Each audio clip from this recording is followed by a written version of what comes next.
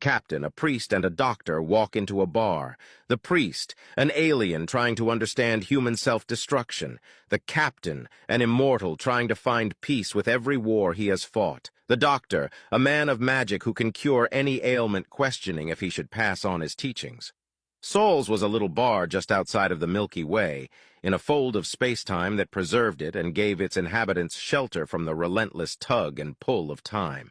It was a quiet night, and only a few customers sat quietly sipping beer speckled with stardust, murmuring quietly amongst themselves. Two of them had entered together, a captain and a doctor, though the former had amassed far more empty glasses than the latter. The captain did not seem drunk. Her back remained bored stiff, her expression dim and drawn. You could only see it in the glassy, faraway film of her eyes. "Another round?" she asked in a low voice, growly and only a little soupy at the edges. Her companion, a doctor, judging by his pale coat, shook his head. "Perhaps you've had quite enough." The captain snorted and pushed away from the table, loudly. She leaned up against the bar top and patted in pockets of her leather long coat for gold or silver. Saul the barkeep raised his hand and shook his head. "This one's on the house." That wormed a rare smile from the captain. Her lips looked unaccustomed and awkward, and the smile quickly faded to her constant scowl again. "I don't take free things." He shrugged. Saul was perhaps from the captain's own Milky Way. He looked nearly human, or chose to look human. She had not yet figured out which or what type of creature Saul was truly. His skin was ebony dark. Each hand had an extra finger, and his eyes were black chasms pricked with white light, as if he stumbled through life blind and only seeing stars. Yet he looked at the captain as if he could pick every unspoken thought from their burrows behind her eyes, under her tongue.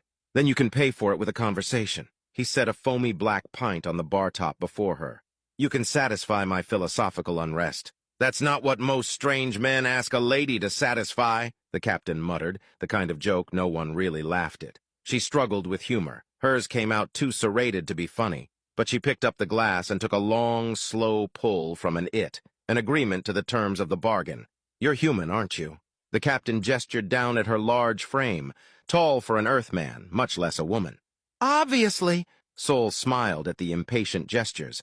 Humans, in his experience, were the only creatures shocked that others did not immediately recognize them. They were still learning to think of the universe existing beyond themselves. "You come in here a lot. You drink your stinking guts out." The captain eyed him over the rim of her glass. "Yes. How many humans get to leave the surface?" Now the captain's companion rose and came to her side, curious and growing curiouser. He peered at Saul through his thick, foggy spectacles. The doctor, a quasi-cephalopod with 6 tentacled appendages and a pair of legs jammed into massive boots, remarked to his companion, "I'm impressed you're socializing." Saul's starry eyes flashed to the doctor. He did not recognize him, but at a glance he knew him. Saul had many hidden talents his customers never suspected of him. This was one secret of many. Silpha Hudi, the main physician aboard the captain's ship. Once, Saul knew, seeing the memories pooling half-forgotten behind the doctor's eyes, the doctor had saved the captain's arm from being amputated after a failed mutiny. "I was circumnavigating a burning question," Saul explained, as though he and Silpha Hudi were old friends, "over a uniquely human character trait of which your dear captain is a perfect example." He offered conversation in lieu of coin. The captain puffed herself up as if embarrassed. "I accepted." "What is this uniquely human trait?" The doctor sat at the bar where the captain still stood and gripped the cool edge of the bar with the suction cups lining the undersides of his tentacles. "I have creatures the universe over come to my temple to pray." Saul gestured around the dark, half-empty bar, secreted away from the world at large, as if it were a grand and gilded church. "I have seen the world as we know it appear from nothing, and I believe I will see it fade into nothing again. And in all my time and in all the beseechments I have heard, I have never encountered a perception quite like the humans." Saul wiped a glass clean and set it on the shelf in front of him, absently. "Your captain is a particularly good example of it." "Of what?" She was halfway through her beer and determined to end the conversation when it was gone. "Of your self-destruction, your boundless self-loathing." Saul's eyes did not waver from the captain's. "Your purely egocentric conceptions of and motivations to explore the world around you." "Man, fuck you," the captain said. She nearly shoved away the unfinished drink and ordered Silfahudi to leave with her when the doctor said, his voice popping like bubbles underwater, "He might have a point." The captain turned on her companion, eyes blazing. "What? Our crew is nearly all Terran." Silfa clapped two of his tentacles together and pressed his suction cups together and apart again, nervously. "I have struggled to find an apprentice because of it." The captain had half a mind to call them both speciesist and storm out the door. But she kept her cool, kept her drink, and demanded, "What makes the both of you assholes say that?" Sol laughed, delighted. Silfahudi answered when he did not, "I have the ability to cure any ailment, physical, cognitive, or spiritual. I can see the broken edges of anything and repair it." His pupils, sideways, goat-like notches, roved the room for an easy answer. "But I don't know who to trust with such knowledge. Who would use it for purely—" He searched for a good Earth word for it. "Hippocratic reasons." The captain scoffed. "You just don't want to teach yourself out of a job. You hail from a planet that prizes the self over all else. I cannot trust any of you to put a loved one first, much less a perfect stranger from the opposite side of the bloody universe." "Precisely." Sol poured himself a shot of something electric green and swirled it thoughtfully in his glass.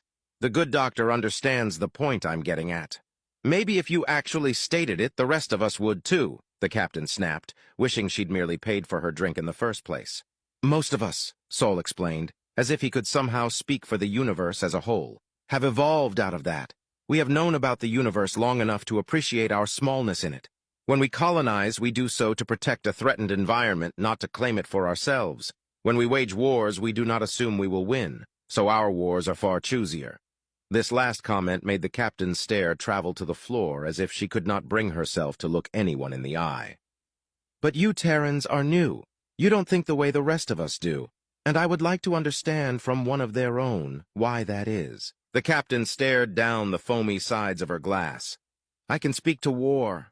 She rubbed at her nose as she tiptoed through the minefield of her memory. Alcohol numbed her, but it robbed her of her inhibition, her ability to stifle a bad thought before it could become everything.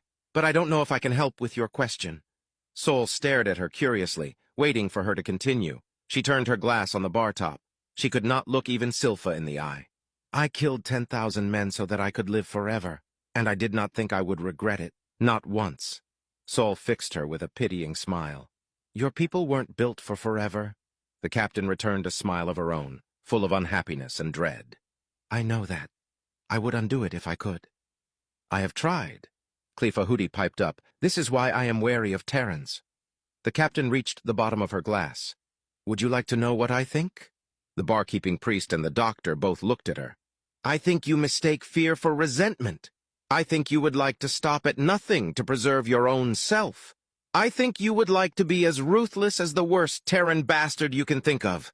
She did not know if she meant it, but her stomach was full of fire, and she could not stop talking if she tried. "I think you're scared." Sol took her empty glass from her. "And what are you scared of?" For a moment, Sol saw the memories swim up in the black pools of the captain's eyes, the countless unburied dead, the screams she could not stop hearing. But the captain looked at him, iron-eyed and bleak, and said, regrettably, "Nothing."